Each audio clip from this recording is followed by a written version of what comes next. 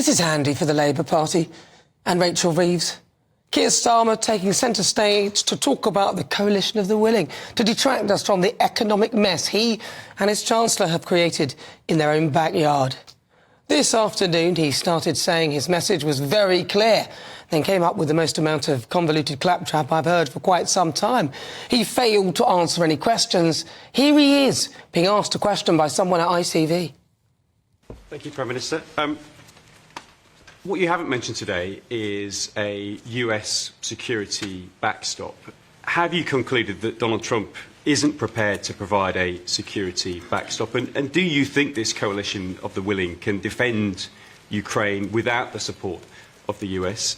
And secondly, if I may, you've talked about a full ceasefire agreement. At the moment, President Putin is suggesting he's not willing to agree to a 30-day ceasefire. What hope have you got of getting a long-term lasting peace? Well, look, firstly, the position on the US hasn't changed. I've been clear that it needs to be done in conjunction with the United States.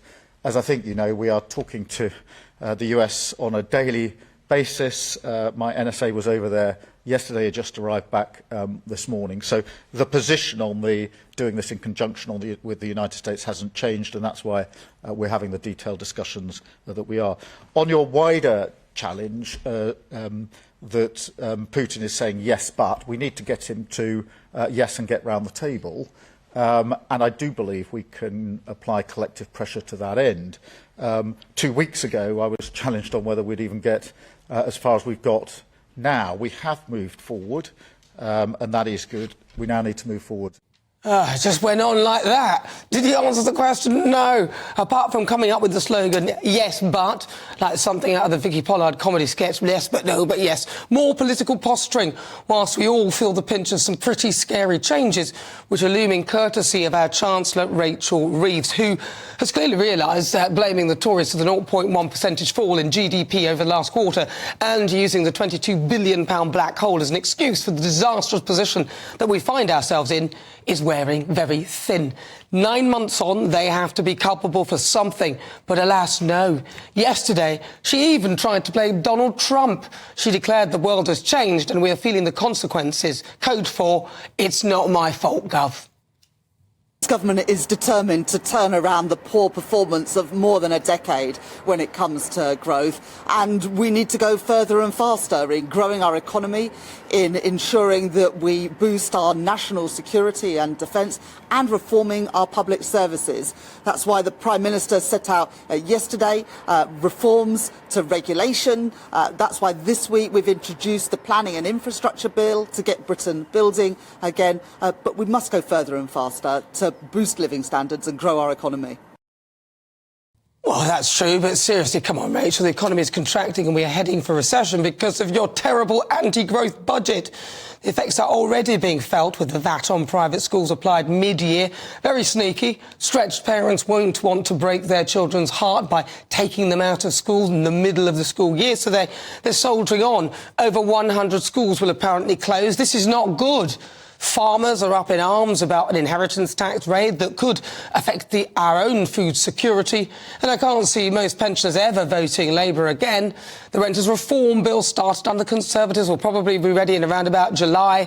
And then there's the national insurance hike, which hasn't even kicked in, but is already having an impact. Employers are not prepared to hire more staff. And with the new Workers' Right Bill also looming, that's not likely to change. Those with the broadest shoulders, the rich people, they're all leaving. And I haven't even got onto the boats. The cost of that, people arriving via dinghy, is astronomical. The Chancellor is on borrowed time as Number 10 distances themselves from her comments. Julian Jessup from the Institute of Economic Affairs warned that tax hikes and spending cuts in the mini-budget could aggravate a weakness. We have days until the new spring statement, so this, right now, is all a very handy distraction for Rachel.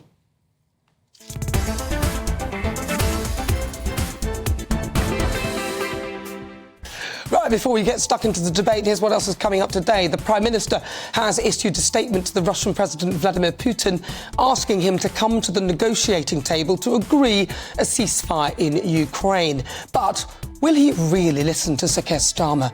I've got a poll up on gbnews.com asking Is Keir Starmer helping or hindering peace? Cast your vote. For the Great British Debate, I'm asking, should migrants be blocked from using the ECHR to avoid deportation? The government is said to be considering whether to restrict illegal migrants from exploiting the European Convention of Human Rights to block their deportation. And in the Pulse, we'll find out how to keep your brain agile and healthy so that you can live up till at least 100 years old. GP and medical writer Dr. Rennie Hunderkamp will be live. That's coming up as ever. Send me your thoughts, post your comments, gbnews.com/your say.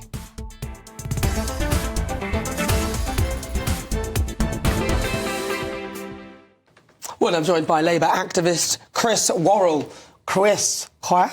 So, come on, he didn't really answer questions. People were left kind of nonplussed and a bit confused as to what this yes but thing meant. I didn't get much clarity. Am I being unfair?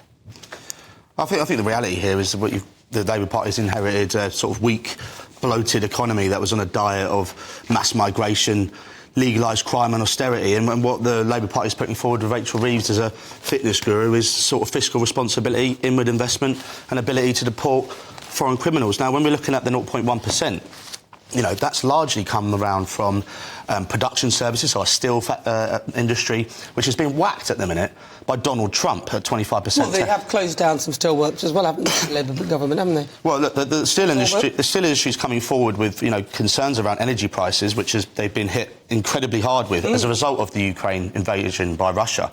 And well, energy prices aren't just hit hard as a result of that as well. Let's not forget net zero. Net zero is one of the main reasons why those prices have gone up too. So you have to consider the fact that we are paying wind farms to switch off, and we are paying for subsidies for renewable energy, so-called renewable energy. And so you have to consider that. That's one of the reasons why we have such... I disagree, Nana. Look, it's not just whether you disagree or not. It's one of the factors. It's not just because of Ukraine. Well, the fact of the matter is that the Labour Party is put into quadruple onshore wind. Energy security is the reason and the weakness that the Tories left us in. I haven't seen anything from Reform on this. Wasn't it Tony Blair as government who got rid of nuclear, who said that we won't build any more nuclear... No, that was Nick Clegg under the Lib Dems when they said it would take 10 years. And I think nuclear is definitely an option. We've talked about small nuclear reactors. Energy security... But it's not the Tories' fault. Well, I think the Tories and the Lib Dems were in the coalition at the time when they said that. So the renewable argument is the key to giving us energy security here. Like, if we had some more solar panels, if we do quadruple onshore wind, and we do the small nuclear reactors and expanding that method of energy, then we will be able to get ourselves on a better footing. At the minute, we've been at the whim of the markets, international markets, dictators dictating prices, and until we get peace in Ukraine,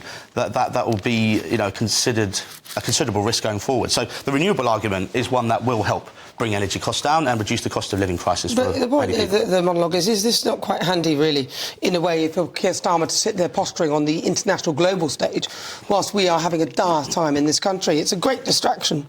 It's not posturing. He's leading the country as the front and centre of the UK contact centre between US and the wider Europe in setting out how we're going to defend and get peace in Ukraine. And that is a leading part of this role, and it's bestowed him with a lot of credit, really, that he's able to step up to do that. And yes, those just words, though. He's just saying stuff, but all he's doing is really sitting on the bench. He can't really do very much. No, he brought 26 EU leaders around a table within less than a week after the Donald Trump and Zelensky had that little ding-dong with JD Vance throwing his toys out the pran. He's taking a leading role in this. There is a cool, calm and collected. It's what the country needs in a time of potential crisis. So we know that with the tariffs, we've got FTSE 100 at record levels at the minute under this Labour government. It's going to take a while to feed through. But the tariffs that Donald Trump and the crash that they're seeing over there with this economic nationalism, which is what the likes of Richard Tice at Reform are pushing, we've seen how terrible that is in the US, and we don't need it here. We need some pragmatic, secure economics that is going to make sure that we're stable and reduce our cost of living crisis. I bet Putin is quaking in his boots. Thank you very much, Labour activist Chris Worrell. Good, always a pleasure to talk to you.